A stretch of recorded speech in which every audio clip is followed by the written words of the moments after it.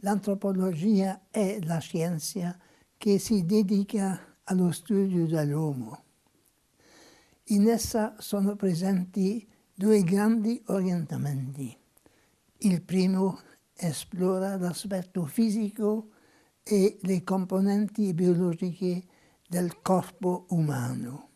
Il secondo è connesso al campo delle scienze umane. Si parla di antropologia sociale e culturale, ma l'ambito è vasto. Prima parte, l'antropologia religiosa. L'antropologia religiosa si distingue dall'etnologia, dalla storia e dalla sociologia delle religioni. Essa si interessa dell'uomo religioso in quanto è creatore e utilizzatore dell'insieme simbolico del sacro, portatore delle credenze religiose che governano la sua vita e il suo comportamento.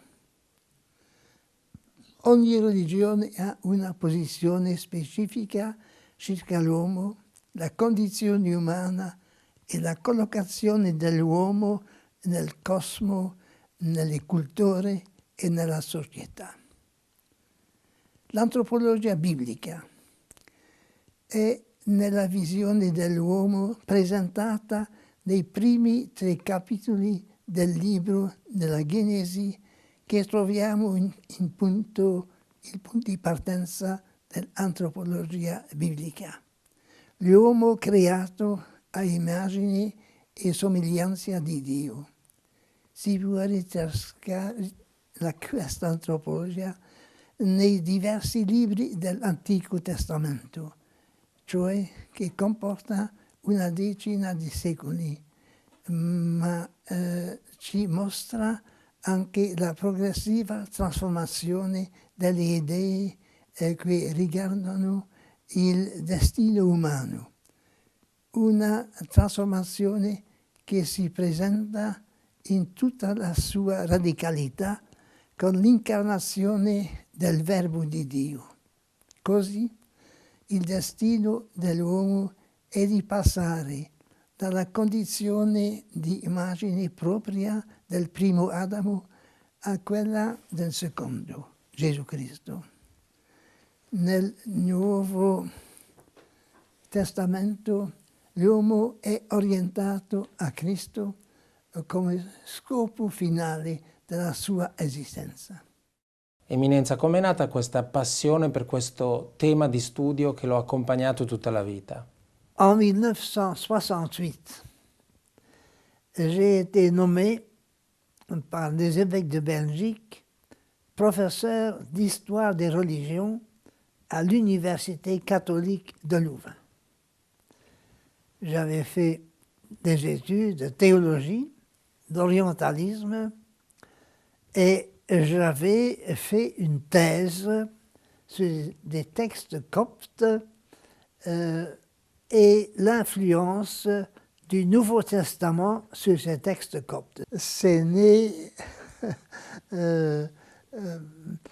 par le travail que j'ai fait en enseignant à mes étudiants, en voyant l'intérêt que ces étudiants portaient à mon enseignement, en étudiant les questions qu'eux me posaient, parce que c'était quand même des jeunes qui avaient 20, 21, 22, 23 ans, et me posaient beaucoup de questions.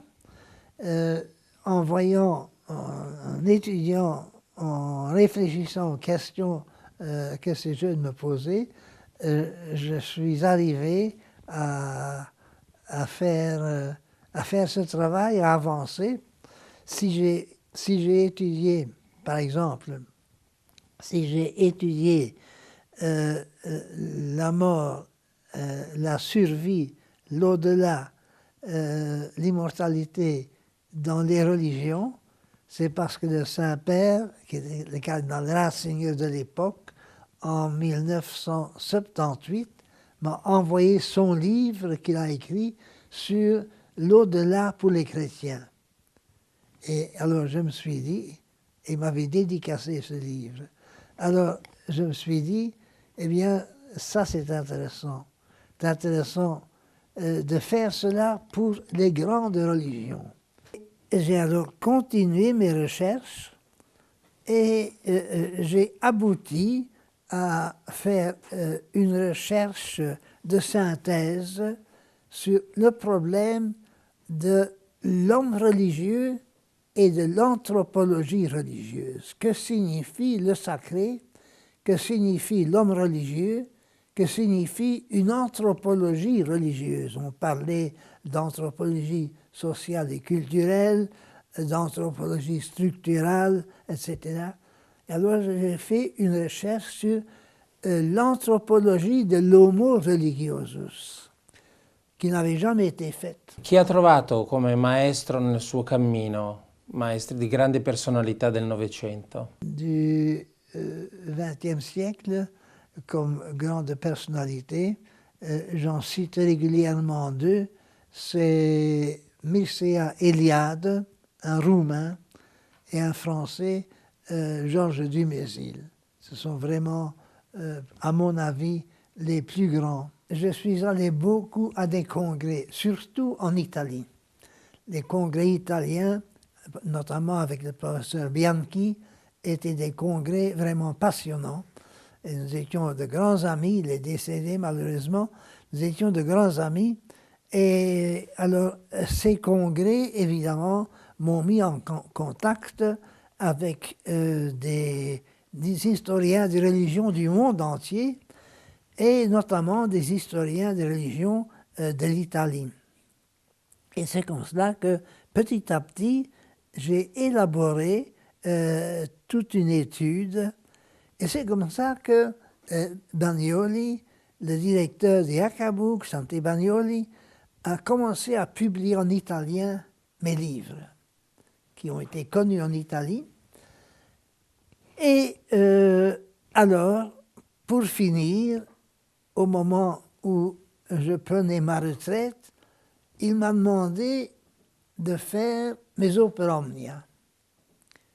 J'avais hésité un peu, et puis j'ai commencé la préparation des opera omnia. C'est comme ça que nous avons la série des opera omnia, qui a un grand succès en Italie, qui commence à être traduite en français. Il y a déjà 5 volumes en français, et qui va être aussi traduite en partie en espagnol.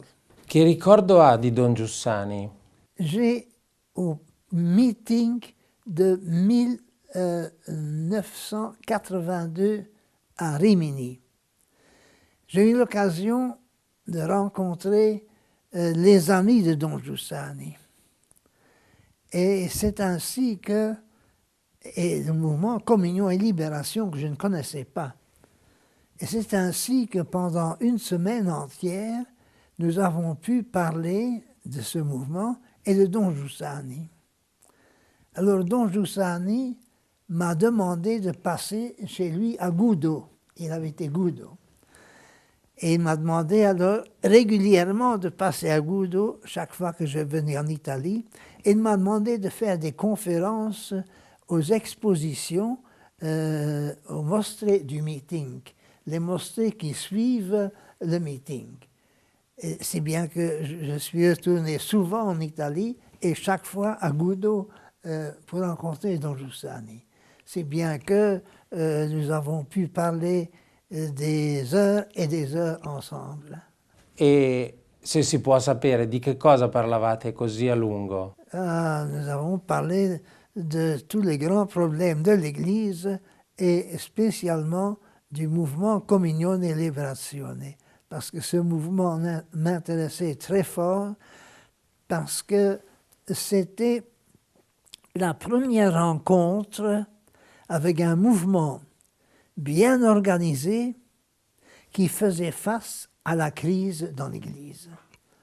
Et c'est ça qui m'avait impressionné en 1982, que ce mouvement Communion et Libération était la réponse à la révolution de 1968. Ça, j'avais senti immédiatement. Je l'ai lu après que c'était bien ça. J'ai considéré Don Giussani comme un personnage exceptionnel.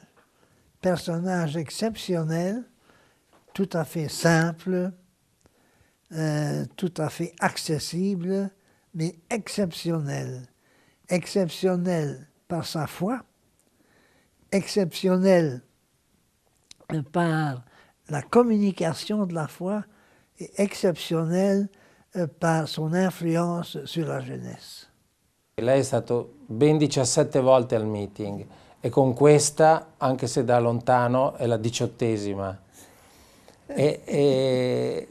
Ecco, come ha visto la storia del meeting in tutti questi anni? Je pense que dès la première fois, en 1982, j'avais compris, grâce à ce que j'ai vu, grâce à ce que j'ai entendu, grâce aux expositions mostrées que j'ai pu visiter et qui avaient été organisées, j'ai compris que la formule du meeting, et qui reste toujours la même, mais change chaque année, cette formule du meeting a quelque chose d'original. C'est une formule qui fait l'alliance de la foi et de la culture. La foi chrétienne et la culture chrétienne. Et montre comment foi chrétienne et culture chrétienne doivent être mises ensemble, non seulement mises ensemble, mais que c'est la forme de l'avenir pour un monde meilleur. Nei suoi studi il concetto di ierofania è fondamentale, è Sì. uno dei temi, delle parole, diciamo, centrali. La può spiegare? Il faut commencer par essayer de comprendre le sacré, il sacro. Qu'est-ce que c'est le sacré? Eh bien, le sacré, c'est la transcendance. Une réalité qui dépasse ce monde, mais qui se manifeste. Et le mot hiérophanie est le mot d'Éliade, un mot qui vient du grec, hieros, hieros le sacré, qui se manifeste dans ce monde. Le sacré est perçu par l'homme parce qu'il se manifeste. Lorsque l'homme se trouve devant une statue du Christ, une statue du Bouddha, devant la croix du Christ, devant une église, devant un événement religieux, l'homme sent que là, il y a quelque chose qui dépasse ce qui se passe ordinairement dans le monde. La ierofania quindi è come un avvenimento che eccede l'ordinario della vita. C'est ça. L'uomo sceglie di essere religioso o gli accade di essere religioso? L'homme devient religieux par contact avec un événement qui lui montre la transcendance. Par exemple, l'homme primitif, l'homme de la préhistoire, d'il y a 2 millions d'années, au contact avec la voûte céleste, estime qu'il y a quelque chose qui se passe dans cette voûte céleste. Et cette voûte céleste est un symbole pour lui, un symbole qui lui montre qu'il existe quelque chose au-delà des réalités de ce monde. Et donc, par le fait d'être interpellé par le soleil, par la lune, par les astres, par la voûte céleste, l'homme d'il y a 2 millions d'années devient un homo religiosus. Pensa che nella cultura contemporanea questo concetto di homo religiosus è passato? C'est un problème avec la culture actuelle. Beaucoup, évidemment, ne s'intéressent pas à ce problème. Et c'est pour ça qu'il est tellement important de faire des travaux comme nous faisons, de faire cette anthropologie du sacré, de faire cette anthropologie de l'homo religiosus que nous faisons, parce qu'il faut petit à petit présenter à l'homme moderne quelque chose de valable. Parce que l'homme moderne est un homme anxieux, est un homme qui ne sait plus où se poser. L'homme moderne, nous voyons le chaos du monde, hein, parce que l'homme ne parvient plus à trouver ses repères. Et donc il faut lui donner des repères. Et il faut lui montrer ce que signifie homo religiosus. C'est pour ça que Eliade parle de homo religiosus et homo areligiosus. L'homo religiosus découvre le sacré, l'homo areligiosus perd le sens de l'existence. Ah, c'est la grande différence. Mentre per tutti è facile accettare la nozione di homo faber, perché è così difficile accettare la nozione di homo religiosus? Homo faber, donc homo ergaster, comme on dit aussi à l'heure actuelle, ergaster vient du grec, donc l'homme qui travaille, est évidemment facile à voir parce qu'on se trouve devant l'homme qui a une activité matérielle, qui reste de façon visible l'objet que l'homme a travaillé. L'hiérophanie demande de la part de l'homme une réflexion et une analyse qui lui fait découvrir que le sacré existe. Donc, il y a là une découverte à faire, il y a un jeu de la conscience qui doit se faire pour que l'homme découvre cela. Se per l'uomo di oggi è così difficile accettare la propria natura di homo religiosus, è perché l'uomo di oggi non sente dentro di sé, dentro il suo cuore, questo bisogno di apertura alla trascendenza, o perché c'è poca ierofania? L'homme d'aujourd'hui est un homme dispersé. D'abord, il y a le fait que l'homme d'aujourd'hui, souvent, ne réfléchit pas. L'homme d'aujourd'hui est occupé par un tas de choses tout autres. Et donc, il faut qu'on ramène l'homme d'aujourd'hui au point central, à des idées fondamentales comme le sacré, idées fondamentales comme l'au-delà, idées fondamentales comme la création du monde, idées fondamentales comme le Christ. Tout cela, c'est la nouvelle évangélisation. Et voilà, il faut former maintenant toute une nouvelle génération de jeunes sur le modèle de communion et libération qui va à travers le monde avec ce message.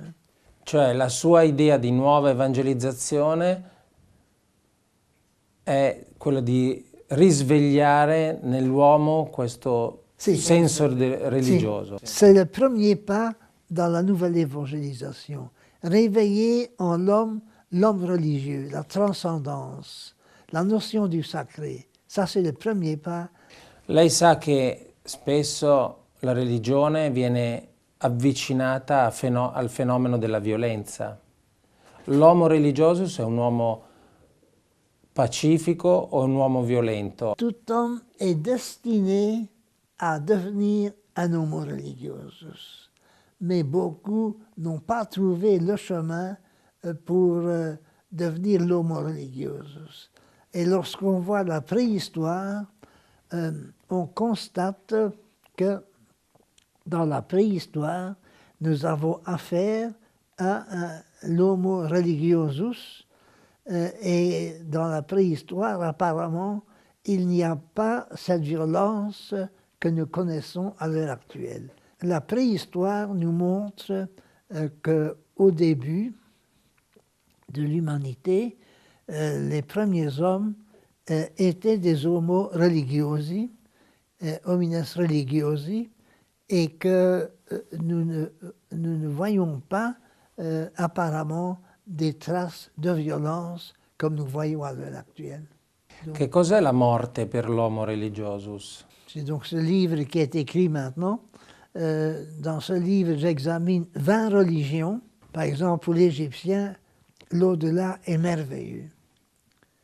L'au-delà, l'Égyptien, déjà de son vivant, fait sa tombe et se prépare à vivre l'au-delà. Les Étrusques aussi. Il y a aussi, dans certaines religions, comme en Mésopotamie, il y a une conception pessimiste, mais de fait, l'homme est pessimiste. L'homme est pessimiste parce que en Mésopotamie, au 5e, 4e siècle avant notre ère, les textes nous montrent des hommes pessimistes qui se considèrent comme condamnés par les dieux à créer des canaux et à travailler toujours pour qu'il y ait de l'eau dans les canaux. Et donc, ils transportent dans l'autre monde cette conception pessimiste. Mais tous pensent la mort. Tous pensent la mort et tous pensent qu'il y a un au-delà. Per concludere, ha trovato anche qualcuno che porterà avanti il suo lavoro? C'est pour ça que nous avons créé maintenant l'archivio de Milan. Hein?